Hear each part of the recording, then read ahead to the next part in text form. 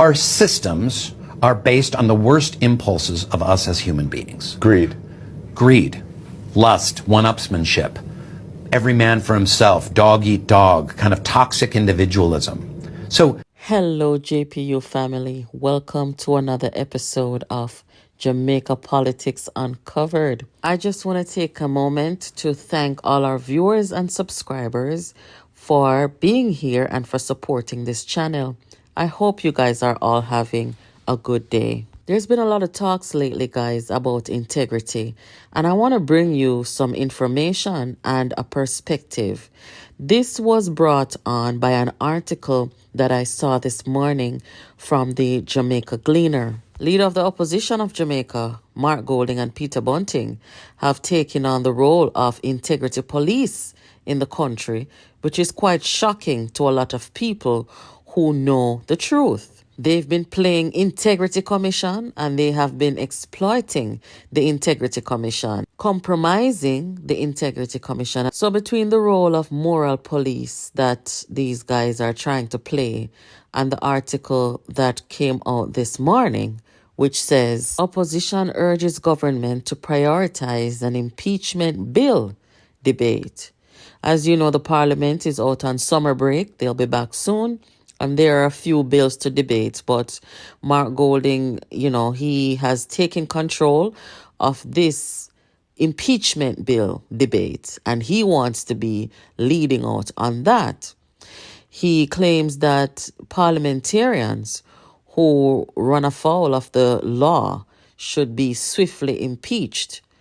And he's right, they should be. But I have a problem with Mark Golding suddenly stepping up as somebody with the interest of the country at heart and where integrity is concerned.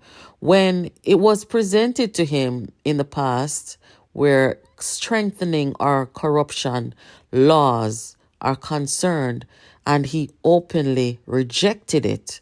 And I'm saying, wow, suddenly he's into holding folks accountable. And this is not the Mark Golding that we know. So in 2015, then Contractor General, Mr. Greg Christie, he criticized cabinet ministers at the time, Mark Golding and Peter Bunting, for what he called their brazen resistance to the country's efforts to strengthen the anti-corruption laws. This came at a time when there was a deliberation of the Parliament's Joint Select Committee, which was reviewing the Integrity Commission Act. Guys, Jamaica has been working and trying to, strengthen the country against corruption, and that's a good thing, right? So during the sitting, Mark Golding openly rejected a recommendation by then Senator Kamina Johnson-Smith, who is now the country's foreign minister. So she proposed that Jamaica adopt what Sierra Leone, the country, calls corruption, and which is a part of their anti-corruption law. Guys, in Sierra Leone, right, the law regards corruption to be dishonest acquisition of wealth using influence for the promotion, using influence for execution or procurement of public body contracts, bid rigging, and corrupting a public officer. The law in Sierra Leone prohibits bribery of a public officer to influence the decision of a public body and also obtaining an advantage for or on behalf of a public officer. Mark Golding, guys, rejected Senator Johnson-Smith's suggestion. Sierra Leone's definition of corruption be incorporated into the Integrity Commission Act. And you know who supported Mark Golding in rejecting it? Peter Bunting. That's no surprise to anybody, right? Because them are bench and batty, peas in a pod. That is how they operate. So the Contractor General, Mr. Christie, at the time, was taken aback. I mean, as the Contractor General, you would think, and in the mind of any citizen of Jamaica, you would think that this is something that the government, which was the PNP at the time, that the government and the opposition would come together on something like that. We have been fighting against corruption for a long time. And it was just recently when we really, as a country, started openly talking about corruption and calling out people who behave corrupt. Just were there. So, we came to a point where we had a chance to really strengthen our anti-corruption laws. And you have the very people in the parliament who are there representing the Jamaican people and should support anything that hold them accountable as they hold people accountable with their laws. They stand there and they oppose it. They reject it. So, Mr. Christie, the Contractor General, wrote on Twitter that he believed that Jamaica should indeed adopt the expansion of the definition of corruption and to adopt the Sierra Leone model of what corruption is, to make it broader so that there's no loophole where parliamentarians can behave corrupt and get away with it. He even went a little bit further in saying that Jamaica should, be even more tougher than what is currently legislated in Sierra Leone. The Contractor General Greg Christie commended Senator Johnson Smith for her efforts to strengthen Jamaica's anti-corruption laws in the face of what he described as open and continuing resistance, unquote. Now, I know that some of you may be wondering, why is it that Mark Golding would openly, along with Peter Bunting, openly resist anything that would strengthen our anti-corruption laws in Jamaica? There's a reason why they did that, and I'm going to tell you why. During the FINSAC era in Jamaica, where Omar Davis, Mark Golding, and Peter Bunting were the faces of FINSAC and the biggest beneficiaries of FINSAC, that is how Mark Golding made significant wealth. FINSAC was a situation where Jamaicans had their wealth taken, their homes, their businesses, their money. It was all taken from them and acquired by Golding and Bunting through their bank called DB&G. So the part of the anti-corruption law which speaks to dishonest acquisition of wealth using influence, these anti-corruption aspects of the law is not something that would suit Mark Golding and Peter Bunting, because that is how they benefited from being in politics in Jamaica. And that is why they're back trying to lead Jamaica. And how they got to that point is by destroying the PNP and preventing others from leading who may have the country's interest at heart. Do you understand now, guys? They're coming back for the same thing. Money, more opportunities, more ability to carry out their dishonest acquisition of wealth, to build on their wealth, which is running out. They just lost a whopping $280 million in the first quarter, which ended in June, at their financial institution called Proven Wealth. Guys, the truth of the matter is, without politics, Bunting and Golding cannot make real money. Without politics, they just cannot.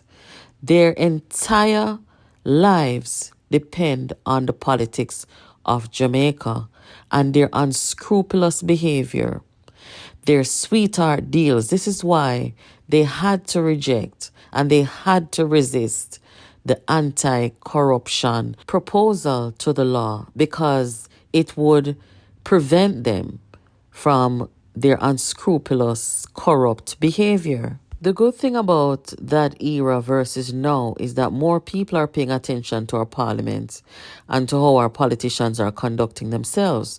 So what Mark Golding did in resisting before something good for Jamaica, he wouldn't have done that now because there are more eyes on them. Now we have social media, we have these platforms, and we're not afraid, like folks before us, to call them out on their corrupt behavior. So with his inconsistency where integrity is concerned, now he's trying to play moral police, talking about prioritizing impeachment bill of politicians who run afoul of the law.